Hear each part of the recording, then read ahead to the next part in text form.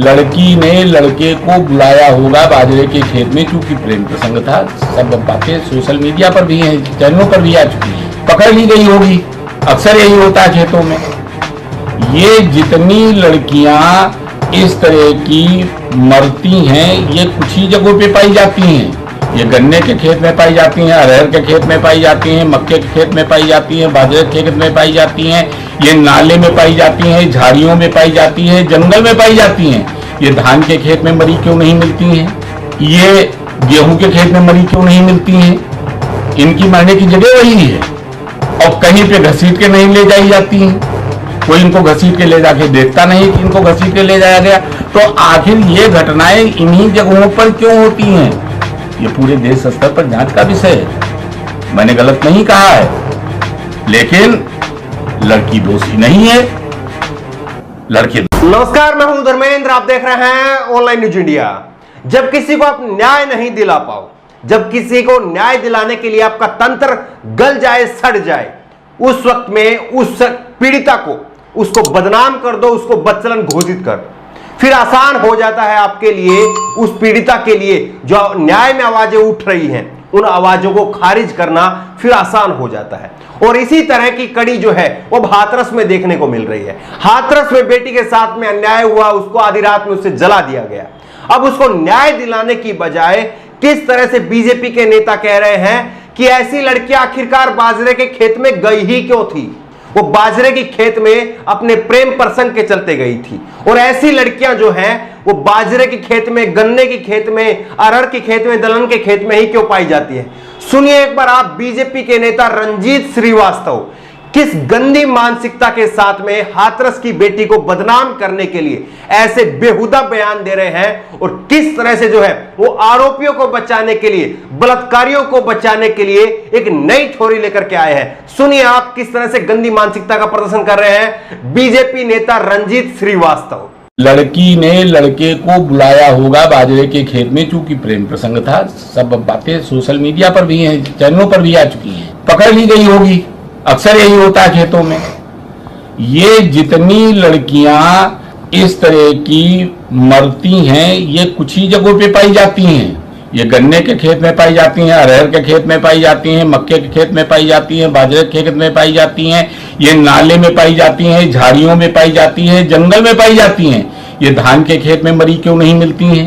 ये गेहूं के खेत में मरी क्यों नहीं मिलती हैं?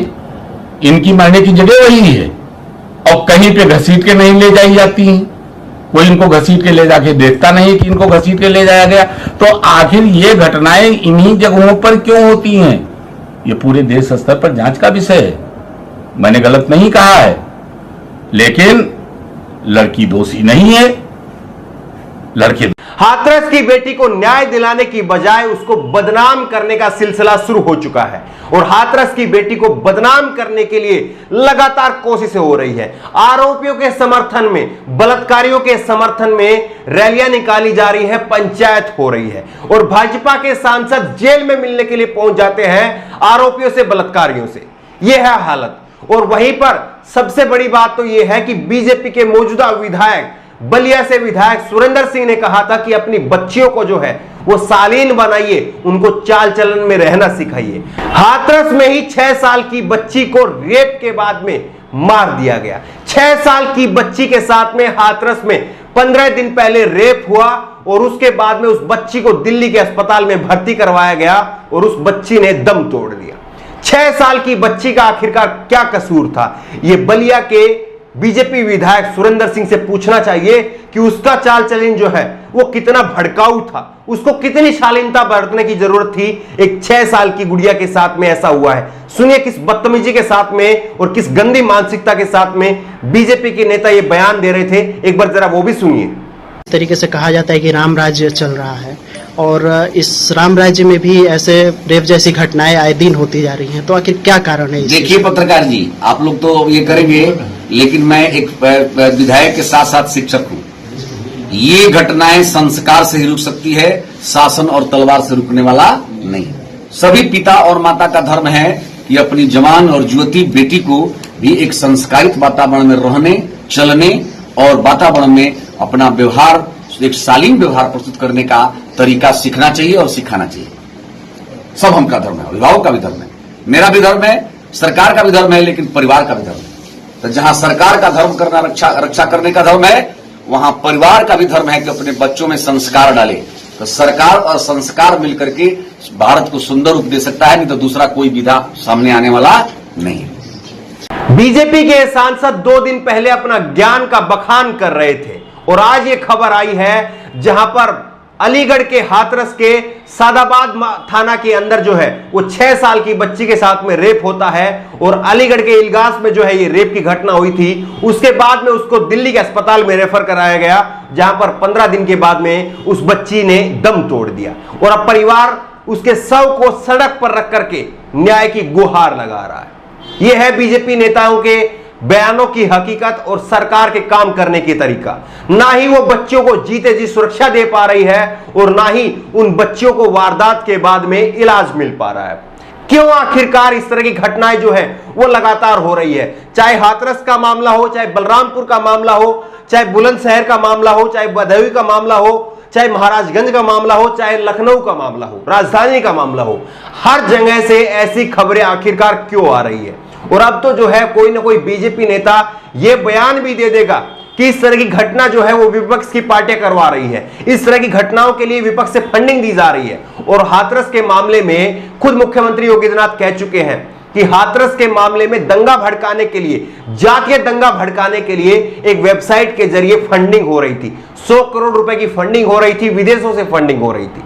आप बताइए किस तरह से एक अपनी जिम्मेदारी स्वीकार करने की बजाय किस तरह से लांछन की एक नई से नई थ्योरी निकाल करके लाई जा रही है, किस तरह से लगातार जो है वो बीजेपी के नेता गिरी से गिरी हरकतें कर रहे हैं। और अब बीजेपी के नेता रंजीत श्रीवास्तव ने तो हद ही कर दी। उन्होंने जिस तरह से कहा है कि ये लड़कियां जो है वो खेत के अंदर जाती ही क्यों है।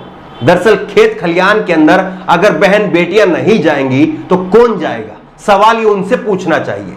सवाल सुरक्षा का है, लेकिन ये सवाल जो है उनको बदनाम करने के लिए उठा रहे हैं। इनको अपनी आवाज उठानी चाहिए, इनको अपनी कलम चलानी चाहिए उन बहन बेटियों को सुरक्षा देने के लिए, लेकिन ये अपनी बदजुबानी कर रहे हैं उन बहन बेटियों को बदनाम करने के लिए।